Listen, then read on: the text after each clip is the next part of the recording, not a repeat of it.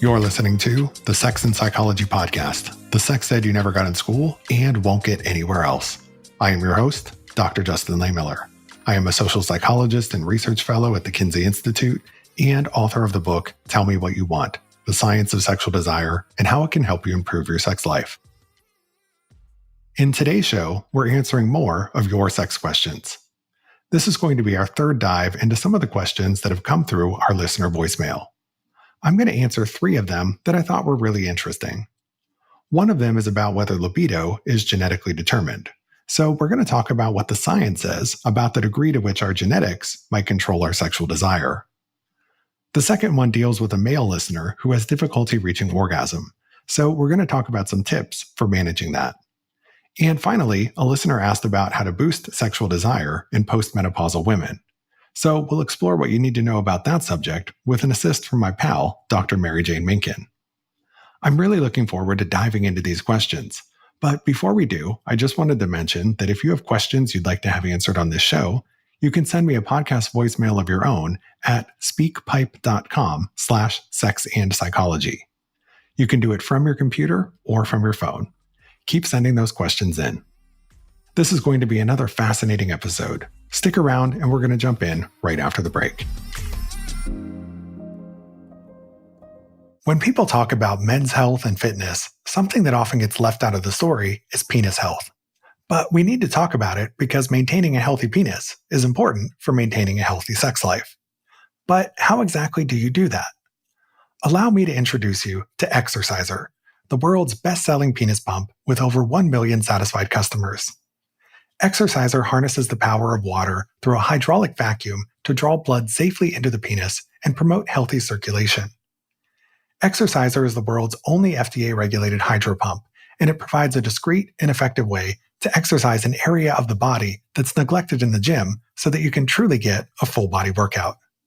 Some of the benefits include improved erection quality, more staying power, and more intense orgasms. It only takes a few minutes per use and can easily be added to your regular bathing routine. The greatest benefit is typically felt after just 2 weeks of regular use. But similar to the gym, results vary by user and use.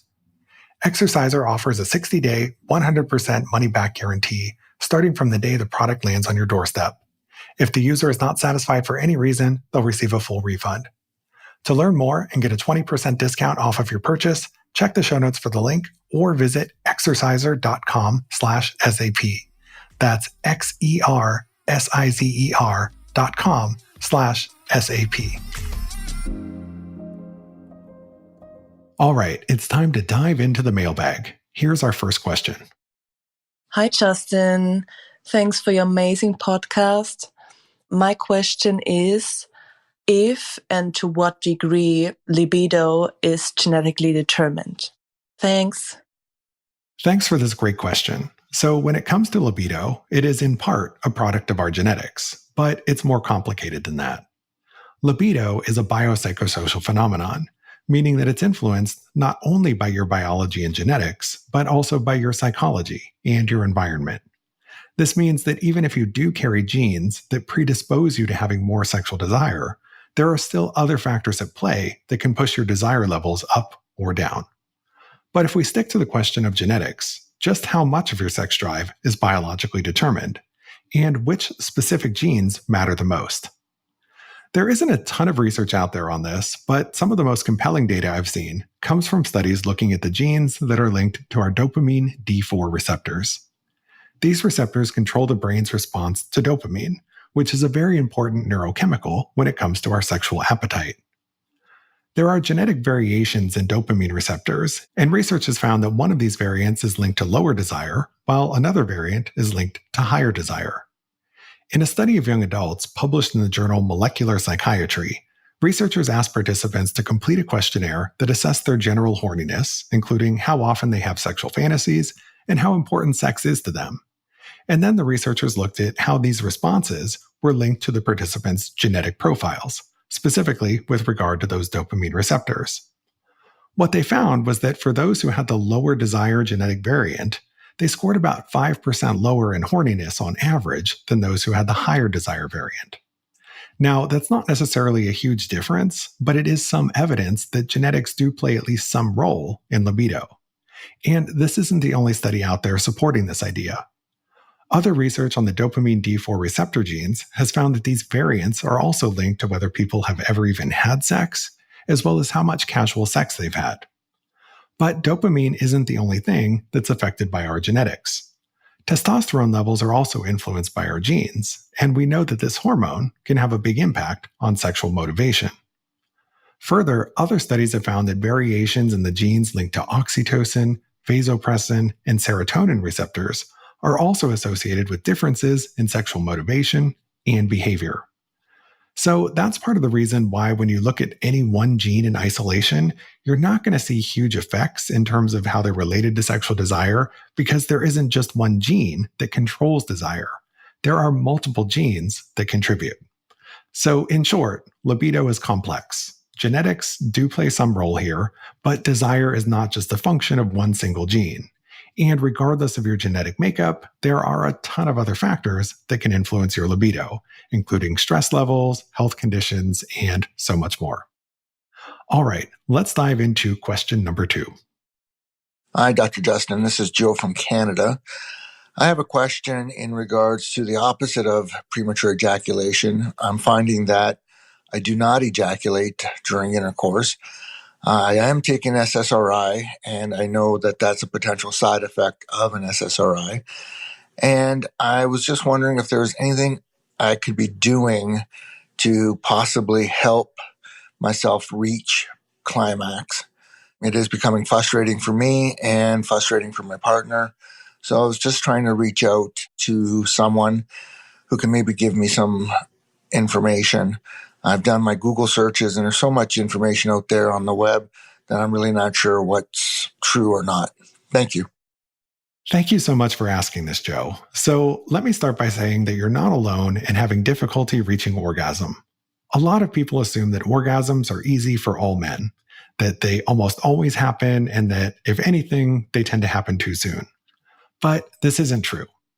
In a nationally representative U.S. survey that we conducted at the Kinsey Institute earlier this year, we actually found that over 9% of men say that they have trouble regularly reaching orgasm. So this isn't an uncommon problem. So what can you do about it?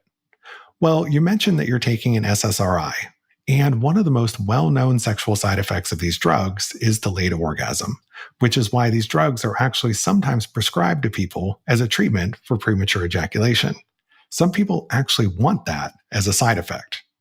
But of course, many of the people who are taking these drugs do not want that side effect. So the first place to start might be speaking with your doctor about your medication. If you didn't have orgasmic difficulties before you started SSRI treatment, then there's a good chance that this is a side effect. And one way that people can potentially deal with that is by changing their medication. So, for example, some people have found success in resolving or reducing sexual side effects of SSRIs by lowering their dose. Others have accomplished it by switching to a different drug. For example, bupropion is an antidepressant that targets dopamine instead of serotonin, and so it doesn't tend to produce the same sexual side effects that SSRIs do. And in fact, conversely, it can actually potentially enhance sexual response. Yet another possibility is to add another drug into the mix. So for example, some people actually use SSRIs and bupropion in combination in order to counter the sexual side effects. Others have found success in combining Viagra with SSRIs, especially when there are also issues present with regard to sexual arousal. Of course, if you're going to alter your medication in any way, talk to your doctor first about what's right for you based on your own unique medical history. There isn't a one-size-fits-all answer here, so it's really important to work with your physician on this. But the good news is that this is such a common problem and side effect that your doctor will probably have some ideas about the best path forward. If changing your medication isn't an option, there are still other things you can try. So for example, people sometimes find that the side effects of SSRIs are worst at certain times of day, often within a few hours of taking the medication. So something you might try is to schedule sex for different times of day when you're going to have less of the drug in your system. Or maybe you'll adjust the time of day that you take the medication so that it's spaced out further from the times when you're likely to be sexually active or when you want to be sexually active. Now, some people also manage this by taking occasional drug holidays. So, for example, maybe they skip a dose on the weekend or during a vacation to minimize side effects. But again, that's something else that you're going to want to discuss with your doctor before trying. Finally, one other thing to consider is speaking with a sex therapist. Sometimes there are other issues that can be contributing to delayed orgasm beyond medication. So, if that's the case, they may be able to help you work through it. So, there are lots and lots of options to consider here, and I hope you're able to find a solution that works. Okay, let's turn to our third and final question for today. We're going to listen in, and then my friend Mary Jane Minkin will pop in to help me answer it. Hello. Wondering on how to increase sex drive in postmenopausal women. Thank you. Okay, Mary Jane, I have a listener who wants to know more about how to increase sex drive in postmenopausal women. So, what can you tell us about that? Can you first talk to us a little bit about why libido often decreases when women go through menopause? And then, second, what can menopausal women do if they're looking to boost their sex drive? Well, I hope we have a few minutes to discuss this, Justin. We do. Good. Because I will actually quote a woman who I was very privileged to know, and unfortunately she left us fairly recently, and that's my friend Dr. Ruth. I was very, very lucky to have the opportunity to work with her, and we did a series of talks across the country with myself as the gynecologist and with her as the sex therapist, and she used to say that the most important sex organ in the body, and I can do it in Dr. Ruth's accent, I used to practice that, but she'd say, Mary Jane, the most important sex organ is not between the knees and the shoulders. It's above the shoulders. And so she was a great advocate. So for all our listeners, if you want to be good to Dr. Ruth's memory, have a good relationship. That's the most important sex organ in the body. And, and she would also say, if I could spend a minute using some good Dr. Ruthisms, when we would give these talks, she would say, she said, your husband, and this particularly might pertain to, say, postmenopausal women, as our listener asks, he can buy that blue pill and he will get an erection that goes from the floor to the ceiling. So she used to say it was great. She said, but if he hasn't taken out the garbage all week, and God forbid, there's a sports event on TV, she said, they've not talked to each other. This is not going to be good. So the blue pill isn't doing him any good. So that's exactly what she would say. So having a decent relationship is really important for libido, and wanting to be with this person, wanting to have sex with this person, whoever this person is. So that's an important thing. The other thing is people oftentimes that are older when you're going through menopause. I mean, that's one of the conflations we have as far as, yes, you're getting older as we're going through menopause. You may have been with your particular partner for a long time, and she or he may be very boring for you. And it's like, okay, we're doing the same old thing. So invention and doing things that's entertaining is very important for libido. And also there are a lot of stressors that women, again, I try to teach my medical students and my residents, you can't just talk about a menopausal woman and just her hormones. Average age of menopause is 51. And what is your typical 51-year-old woman going through besides menopause? Well, she's dealing with job changes. She may be facing discrimination at work. She may have kids, and your kids are going away to school, or even worse, coming home. And so you have that. You're dealing with your ailing parents. So you have all of these concerns going on that's not just strictly related to hormonal issues. And you have to deal with all the stuff. So all these things play into the sexual relationship and arousal. Now, if we talk strictly about the hormonal issues, then we're talking about several hormones going down and our estrogens going down. That's the definition of menopause. And also we may be dealing with vaginal dryness and discomfort down there. So we want to take care of the vagina and make sure it's comfortable. And when a patient comes in and tells me, Mary Jane, I have no libido, it's really gone. And this is I deal with this issue probably 4 or 5 times a day. This is not uncommon. And I'll say, well, let's talk about your vagina first. Oh, that's not the problem. I say, well, is it dry? Of course it is. I said, well, please, can we work on that first? Because I don't want you to want to have sex if it's going to hurt. Yep. So let's fix your vagina. Okay. So, and about half the time that does clear up the problem. If we make sex comfortable, they're fine. And half the time, though, unfortunately, they'll come like saying, well, my vagina feels great, but I still could care less. Okay. That's a different story. And that's, I think, what most women are thinking about. But they're not thinking about these other problems, which may be just as important as far as contributing to their lack of desire. Now, when we're talking about hormonal type interventions, estrogen does play a role, but probably it's not the major player, most folks say. Okay, and if you look at data accrued by the International Menopause Society, the Menopause Society, formerly known as the North American Menopause Society, that the player that they've isolated as far as probably the biggest culprit is testosterone. And many of my patients look at me and say, testosterone, that's the guy's hormone. I said, there are very few hormones in life that are sex exclusive. Guys make some estrogen. Don't tell them that, but they make estrogen. And we make testosterone. And our levels of testosterone are going down postmenopausally as well. It's not as profound a drop as the estrogen is, but it's going on. So there is plenty of literature on use of testosterone therapy for women in menopause. Problem is, the FDA, in their infinite wisdom, has not approved a testosterone form for women. So there are like 10 different brands out for guys, but women, no. So we either have to do one of two things. One is we can get the guy stuff, but just use a tiny amount of it, and it's an off-label use. Or we can go through a compounding pharmacy. And, most GYNs tend to get to know the decent compounding pharmacies in their area. I don't like to use compounding pharmacies for much stuff that I can get from an FDA approved source, but I can't get an FDA approved source for women. So what do I have to do? So you can get it from the compounding pharmacy. We do recommend measuring levels, and seeing what's going on as far as are we giving people too much testosterone, not enough, so we can measure it. The side effects of testosterone, unfortunately, are testosterone. And we can deal with facial hair. We can deal with deepening of the voice, acne, things like that. But it's really seldom, to be honest, when we get to the therapeutic levels. We really don't get into those, issues on hair and facial stuff in general. So that's your major issues there.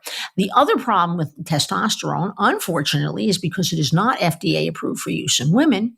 Unfortunately, it is not covered by insurance. That's how the insurance companies get out of paying for it, which they like to get out of paying for everything. So anyway, but that's their excuse on that. Fortunately, testosterone is not terribly expensive, so that you can get it usually reasonably as far as either the small amount of the guy stuff or through a compounding pharmacy. So those are the drugs that are recommended for postmenopausal women. Testosterone is not recommended for premenopausal women. Now, of course, that ties back into the birth control pill issue, because the birth control pills, by blocking ovulation, which is how they work, also block testosterone production by the ovaries. And indeed, many GYNs are very concerned about using the birth control pills because of the lowering of testosterone and blunting the libido effect for some women. So that's a whole nother discussion out there. For premenopausal women, there are a couple of medications that are out there that probably our listeners may have heard about, that there is a pill called ADDY, or however they pronounce it, ADDYI, which is available. It's a daily pill, and it has a modest effect on increasing libido. It's not a huge effect. And that officially is approved for premenopausal women, not postmenopausal women. And the other medication that's out there is interesting. It's actually an injection. And the ADDY is taken every day. That's a medication you take every single day, whether you're thinking about sex or not. The other thing is an injection that you use like Viagra, in a sense. I want to have sex Saturday night. You use it Saturday night. And it's like an EpiPen. It's not like a major shot that's this big or something like that. But the injection, and it does seem to work. And there is data in postmenopausal women. It's not that there isn't data. There is, but it's not officially FDA approved. But you can get it as off-label usage. And I've seen some people do well with it. A lot of things, the turnoff, of course, is the injection thing. But it's another thing that's out there.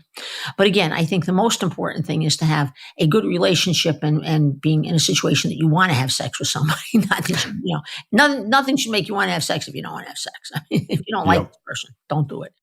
Well, thanks for that very comprehensive answer. I love the way that you describe this as basically being a biopsychosocial phenomenon, when we're talking about libido, because you've got the hormonal side, these biological factors coupled with the psychological factors like your stress level, how are you feeling, your mood, all of these other sorts of things. And then you've got the environmental, the contextual piece, like that relationship that you're in. And it's the combination of all of these things. And sometimes it can be more than one thing contributing. Absolutely. And I know everybody just wants to take a quick pill to fix an issue like low libido, but unfortunately, I think that's why low libido is one of the hardest issues to treat, is because so many different factors can be impacting it. And there's not just like one simple thing you can often figure out and point to.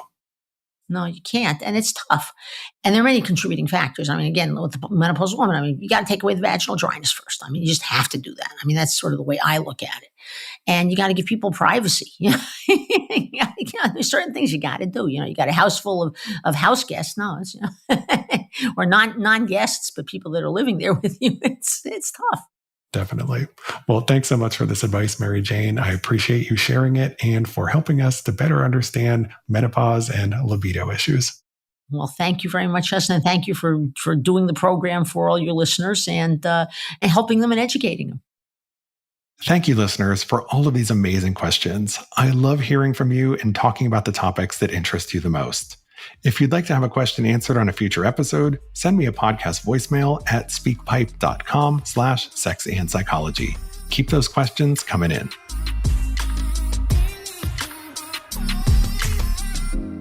Thanks again for listening. To keep up with new episodes of this podcast, visit my website, Sex and Psychology, at sexandpsychology.com, or subscribe on your favorite platform, where I hope you'll take a moment to rate and review the show. You can also follow me on the socials for daily sex research updates. I'm on Twitter at Justin Lehmiller and Instagram at Justin J. Lehmiller. Also, be sure to check out my book, Tell Me What You Want. Thanks again for listening. Until next time.